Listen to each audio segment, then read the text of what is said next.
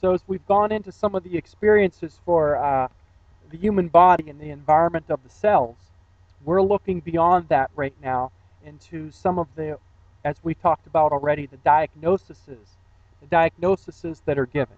I like to use the word evaluation so that we can come to some kind of understanding of how our mind is a part of a report that we get called a diagnosis today in medicine, where there is no way out.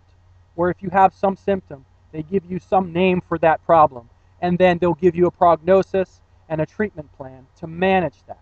Usually, or a drug to possibly take that symptom away. Okay? So that's diagnosia. Evaluation is understanding that you are at a place right now in your life that this symptom is showing. We evaluate that, and that's common sense, that a living being can make changes in their experience. Now, through Andrew Carnegie and through some others who formed the curriculum of medical science today, we find that the goal is to manage the disease, to find you with a symptom, to find you with a set of symptoms, to let that be managed. In other words, that you will keep the disease, that you will eliminate the symptoms, but you will not get to the root of that problem and allow those symptoms to be released from the body. Now that's diagnosia. That's two that don't know, based on ancient Druid philosophy of witchcraft, basically. Oh, by the way, pharmacopoeia, if you do the etymology of the word, means witchcraft. To be witty and crafty, for the purpose of manipulation, by the way. That's the full-on definition of pharmacopoeia, or witchcraft. Now, there are some doctors out there today that say, oh, don't say that to your patients. Don't tell them that pharmacopoeia means witchcraft. We wouldn't want them to feel like you're crazy, or we wouldn't want them to run away from the doctors, would we?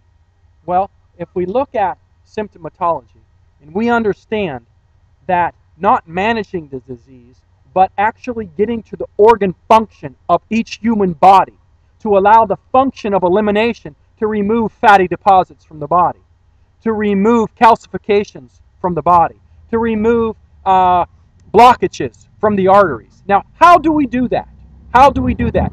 First, we talk about stress, both in cancer and in heart disease. And we talk about in diabetes, the third leading killer, along with stroke, cardiovascular diseases. We talk about eliminating stress. We talk about eliminating certain types of food for diabetics. We know how certain types of food can save their day or harm their day. So what we put in our body and what our organs are doing can make global changes in our organ function. Now, when we look at that in a macrocosm, and we look at that at each organ, and we look at the stress level of what's in your environment, where are you living? Who are you continuing to talk to every day? Where is the stress coming from? Will you make changes in your body? Stress level by moving, by walking out of situations and changing your environment so that your pace is new. So that's a major change in an environment that makes huge global changes in your physiology towards cancer, heart disease, diabetes, and stroke. Changing your environment will change your thoughts, and your thoughts run your organs. That's what stress is. And it's such a beautiful analogy, if you will, for us to go into the sympathetic nervous system and the parasympathetic nervous system, to go into our organ of the brain and spinal cord and its connection to each and every other organ that we have. And if we look at the connection of this global mechanism of the human body, we recognize the capability of it.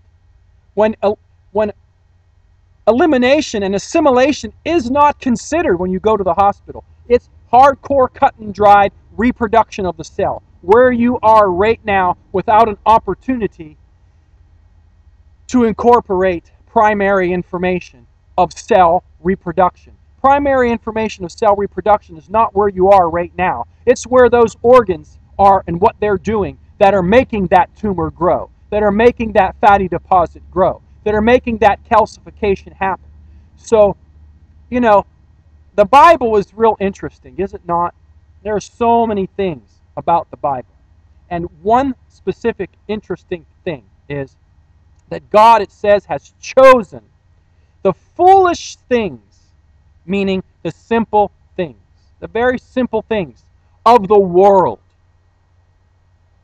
A tree growing, it's pretty simple, isn't it? It's very complicated.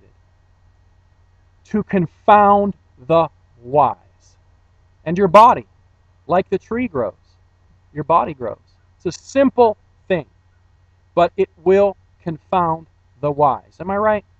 Now, when we include the body as a primary resource for understanding where you are with those cells of cancer, which is called, by the way, a malproduction, a genetic code problem in the reproduction by the nucleus of a cell, a malproduction of cells. That's cancer, a malproduction of cells. So we look at the responsibility of the cell to eliminate cells that it is done using. That's called albumin. And so the albumin in multiple myeloma, say, one of the fastest spreading cancers in your lungs, and can kill you very, very quickly, very rapidly. So albumin and globulin, basically red blood cell material versus dead tissues of each organ of our body. The ratios of those tell whether you have multiple myeloma or you don't. That is the test. There is no other as strong as the albumin and the globulin ratio in your body. Now, what is the albumin? Once that albumin goes up and the globulin ratio stays the same, you now have multiple myeloma. What is albumin? Albumin is dead tissue. It's your proteins of your body that haven't been what? Eliminated from your organ systems through the pathways that you simply have in you already, just like the tree does. Pathways of elimination. What is that bark anyway? What are those leaves every year? It's a pathway of assimilation and a pathway of elimination.